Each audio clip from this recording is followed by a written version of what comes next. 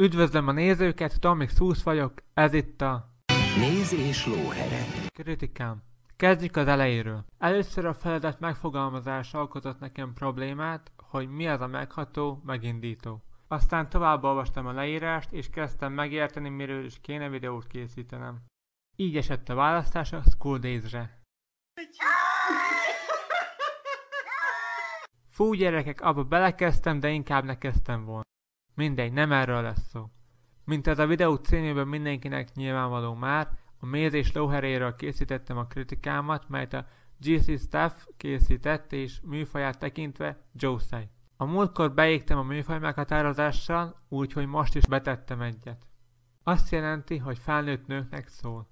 A Shoujoval ellentétben a Josei szerelmi történetei általában nem idealizált cukimukiságok, hanem valós személyek valós érzéseit adja át. A hangomból sejthető, hogy nem kettessel kezdődik a személyszámom, mégis a története és szereplői megfogtak, és megindítottak a meghatódottság felé. Na ezt magyarázd el egy külföldinek. Mikor először néztem az Animaxon Premiere-ben 2010-ben, nem értettem, mire felez a világfájdalom, küszködés, de néztem, mert dorama volt magyarul a tévében. Igen, a doramával vezettem fel az anime kritikáját.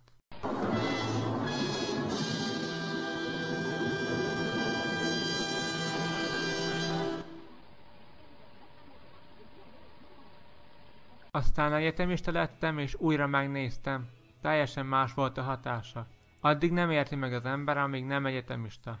Egyetemistának lenni átvitt értelemben egy másik tudatállapot, néha szó szerint is. A szinkronos videóért köszönet a Dragon Hall Plusnak, ahol már nem csak állam az igényesség. Nálam sajnos még az. Szinkronos animéről lesz szó, úgyhogy a szinkron gyűlölők hagyják abba a videó nézését. Most, hogy már megszabadultunk a nézők és szavazók nagy részétől, beszélhetünk az animéről.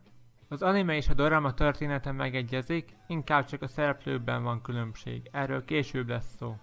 Szóval a történet. Két eset lehetséges, vagy jól választasz pályát, de úgy igazán semmi nem érdekel, vagy rosszul választasz pályát és később jössz rá, hogy épp az ellenkezőjét szeretnéd csinálni annak, amit elkezdtél tanulni.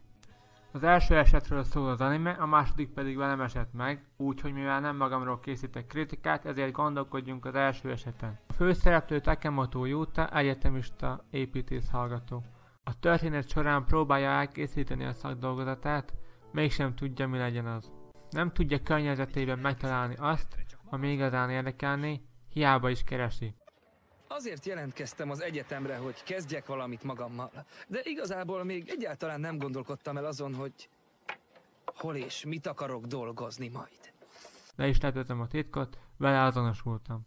De itt még nincs vége. A következő szereplő Hanamoto Hagumi. Ő most kezdi az egyetemet. Vidéki lány, aki festészetet tanul, és az egyik tanáruk Tsuji unokahuga. A külsejéről később. Ő nagyon komoly, céltudatos és tehetséges. Spoilerezni nem akarok, csak egy gondolatot emelek ki tőle, ami jól jellemzi a művészethez való hozzáállását. Azt mondja, hogy ha nem lesz képes festeni, akkor nincs értelme tovább élnie. Ez egyrészt azért túlzás tőle, de az én helyzetem is hasonló az írással. Annyi különbség, hogy én szarul írok, ő meg jól fest. Újabb azonosulás. És még mindig jobb, mint ez. Takemoto szerelmes lesz bele, míg Hagumi Moritába szeret bele, na nem rögtön, hanem idővel. A kapcsolatokat egy ábrán szemléltetem, mert eddig egyszerű, de lesznek még szereplők. Morita a tipikus kezdjük el az egyetemet, aztán előbb-utóbb úgyis véget ér fajtának tűnik elsőre, de neki is megvan az oka, amiért nem jár be időnként. Egyszer csak fogja magát és szó nélkül lelép. Dolgozik. Hogy pontosan miért is fontosabb neki dolgoznia, mint befejezni az egyetemet, azt nem árulom el. Mert a nézését, meg a járását, csípőjének a ringását, 100 aranyért nem adnám, 100 aranyért sem adnám. Takemoto és Morita Mayamával lakik egy albérletben. Mayama is egyetemista, de ő már egy cégnél is dolgozik, és szerelmes a főnökébe, Rikába, aki egy özvegy, és nem csak egyszerűen nem érez semmit iránta, hanem nem is akar érezni, ugyanis halott férje miatt nem engedi a lelkiismerete, hogy mást is szeressen. A végén már én is kezdtem hinni, hogy jobb lett volna, ha Rika követi Haradát a halálba. Végül ott van még Yamada Ayumi, aki Mayamába szerelmes, majd belé pedig Mayama egyik pár évvel idősebb munkatársa, Nomiya fog beleszeretni a köcsögei révén. Nem félreérteni. Értem. Ez fantasztikus. Te szerelmes vagy, ugye? A kritika készítéséig le se esett, hogy ennyi románc van itt. Az ő életükről szól ez a történet, hogy hogyan próbálnak boldogulni az életben és a szerelemben, miközben mi is tanulhatunk egy-két hasznos gondolatot, amit az élethez nem árt tudni. Mint például, hogy érdemes-e olyan szekér után futni, ami nem vesz fel minket. Pozitívum, hogy nem megy a sok szereplő egymás rovására, előbb-utóbb mindenkiről megtudunk mindent, amit tudnunk kell. És én? Vajon jó úton járok? Mit gondolsz? Harada. Nézzük, hogy mik vannak még itt. Az egy franchise-ba tartozó sorozatokat nem szoktam külön választani, bár a GT nem méltó Dragon Ball névre, most nem róla lesz szó.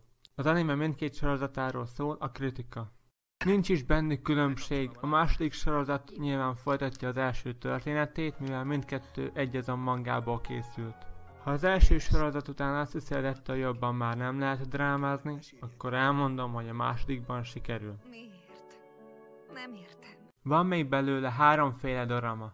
2 japán, meg egy tajvani. Az első japán filmhez nem volt szerencsém, 2 órában próbálja megmutatni mindazt, amit korábban elmondtam. A második japán változat, melyről már beszéltem, 11 részes és részenként 50 perces. Magyarul is meg lehetett nézni a televízióban. Már utaltam rá, hogy tett még a történetbe pár szereplőt, mert kevésnek érezte a meglevőket. Bár az újak csak az eredeti szereplők okozta drámaiságot hivatottak oldani. Ott van Lowmeyer, a buddha-szerű hentes, aki az animében csak egy speciálban szerepel, és Ayumi apja, akivel Morita mindig kitol, mert nem bírják egymást a vén iszákossal. A tajvani változathoz sem volt még szerencsém, ott 14 másfél órás részbe csomagolták a történetet, ami így játékidejében meghaladja az animéjét is. Szóval aki azzal akarná kezdeni, készüljön, hogy el lesz vele egy darabig. Az anime egy kicsit részletesebben kidolgozza a történetet a japán doramánál, de a szereplők live actionért kiáltanak. Úgyhogy karakterdesign szempontjából az élőszereplős változat jobb, abból is a japán változat. A tajvaniak elkosztümösködték. És akkor most a karakterdizájnról és a látványról. Az animében minden és mindenki szép, talán túlságosan is.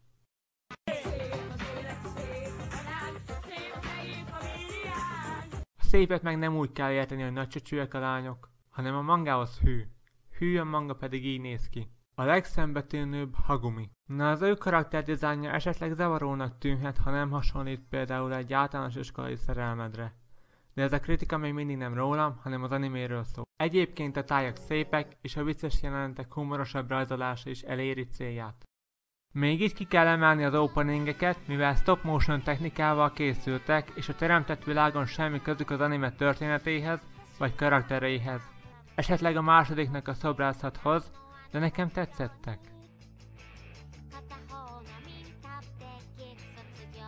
A zenére rátérve. Nem értek a zenéhez, így nem fogok olyanokat mondani, hogy a részfúvósok játéka kiemeli a brácsa visszhangját a vonós 4-esből, mint óvodás a macskaszalat a homokozóból. Például nekem ez nem megy. Annyit mondhatok, hogy az első openinget nem férfiaknak találták ki, de a többi ending és opening zenéje jó. Továbbá még 26 betétdalt hallhatunk a 36 rész alatt. Még egy pillanatra visszatérve a doramára, annak az endingje lett a kedvenc számom ezek közül, bár nem vagyok az a zenerangsorolós. Érdekesség, hogy ez volt az első anime, amit a Fuji TV Noitamina műsorblokkjában sugároztak. A Noitamina műsorblokk a felnőtt nézőket célozza meg csütörtök éjszakai vetítéseivel, immáron majdnem 11 éve.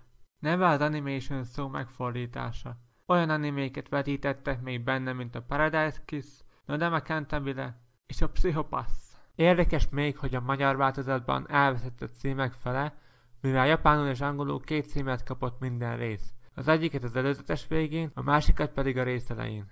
Így a végére igazából még egy ajánlást teszek, engem 2 szereplő is az egymással, illetve többiekkel való kapcsolataik tudtak meghatni, illetve a történet végére a drama endingje. Akiknek tehát ajánlani tudom, azok, akik valamelyik karakterben, hát azért voltak bőven, magukra ismertek, vagy csak érdekesnek találják a benne felmerülő gondolatokat, szeretnek elgondolkodni az életen. Igazából egy romantikus történetnek is elmegy, ha valaki azt nézne, de itt nem a szürke 50 árnyalata féle romantikára gondolok, arra ott a School Days.